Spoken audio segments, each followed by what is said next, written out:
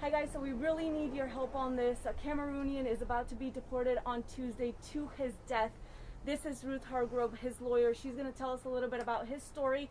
And actually, there's around 199 other people on that plane that will be deported from the U.S. next Tuesday. And these people are going to be deported. They were seeking, most of them, asylum here in the United States, and a lot of those have been denied. Ruth, can you tell us a little bit about Henry, your client? Yes, my client Henry is a young Anglophone man in Cameroon, and he's the victim of the genocide that's been perpetrated against the Anglophones by the government in Cameroon. This has been going on for several years now. Our own State Department and our own president recognizes that there is a genocide in Cameroon against Anglophones by the majority government.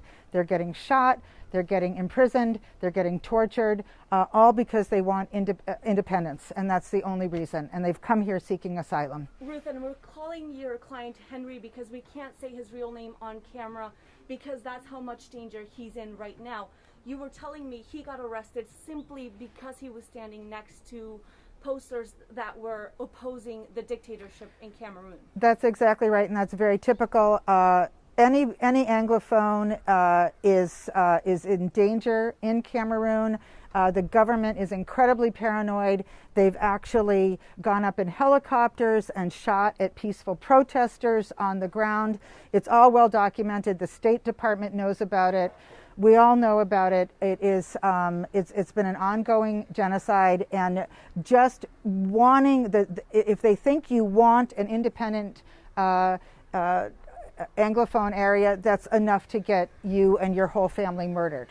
And you mentioned Henry has had a journey for the past 3 years of crossing almost 8 South and Central American countries by foot, by car, by whatever means possible just to get to the United States. Can you tell me a little bit about his journey? Yes, and it's very true. This is true of most Cameroonians. You know how desperate these people are when you realize they are not only leaving their homes, they're leaving their families, some of them are leaving their children, they're leaving their spouses because they will die if they don't leave. They sneak across the border to Nigeria. They then get a flight to Ecuador, usually, because that's how they can get out. They can legally go to Ecuador. They go through a perilous journey through the Darien Gap, which is the world's most dangerous jungle. A lot of them die there. They drown. They get killed by coyotes. It's a terribly perilous journey, and they get here and they present legally for asylum. And I think that's really the important thing for people to realize. These are not illegal immigrants. These are people who have risked their lives on journeys that take up to 6 months to get here. They use all their funds to do it, and they get here and they say, "Hi, I'm at your border. I am an applicant for asylum. I am seeking legal asylum under your laws." And what we do is the first thing we do is we put them in a detention center. My client Henry has been in a detention center for 1.5 years. That is not atypical. We treat them like criminals. They have committed no crime. Simply standing next to a poster that was opposing the government. Yeah, they've committed no crime in their country, and they've committed no crime in our country. And Ruth, you mentioned that you've been working tirelessly on this for the past year, and Trump's administration is aware that Cameroon is not a safe place to send these refugees back.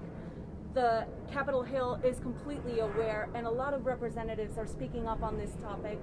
And State Department is also aware because they even filed a report, human rights report, that talks about the issues in Cameroon. Can you tell me a little bit about that? Yeah, I'd love to. Yeah, President Trump gave a speech to Congress in October 2019 where he told Congress he was cutting off trade with Cameroon, some trade benefits to Cameroon, because of the ongoing genocide there, the extrajudicial killings, the torture, the forced disappearance. Congress knows, President Trump knows, DHS knows, the State Department knows, because the State Department reports all document the ongoing genocide. Nobody is arguing about this. No, we all know that there is a genocide against Anglophones in Cameroon. We all agree that this is happening is just inexplicable. So to sum everything up, what Ruth is telling us right now is that if Henry, along with at least 199 other people on that plane that is supposed to be departing from Texas Tuesday, hops on that plane and lands in Africa, we are literally signing his death sentence. Yeah. Am I right? Yeah, there's no question. There's no question. There's an arrest warrant out for him on bogus charges of terrorism. That's what they do. It's very typical for the military to do this. They've already arrested and tortured his little brother, believing the little brother was him. I have no doubt that if he goes back on Tuesday, he will be met by the military. I would actually wish for death over what I think they will do to him. I am 100% convinced they will torture him. And it's very dangerous for any Cameroonian to return to Cameroon after they've sought refuge here, because they will all be treated as traitors. So Ruth just told you Henry's story. She's been working on this for the past year. All you guys need to do is share this video if you want to help people like Henry. And I'm just a reporter trying to tell this story for the good of humankind. And because I truly believe in journalism that is good for humankind. So hopefully, if we share this video enough times, we can put pressure on the Department of Justice and we can help save Henry's life, and hopefully the other people that will be supposed to be embarking on that plane as well on Tuesday. Thank you.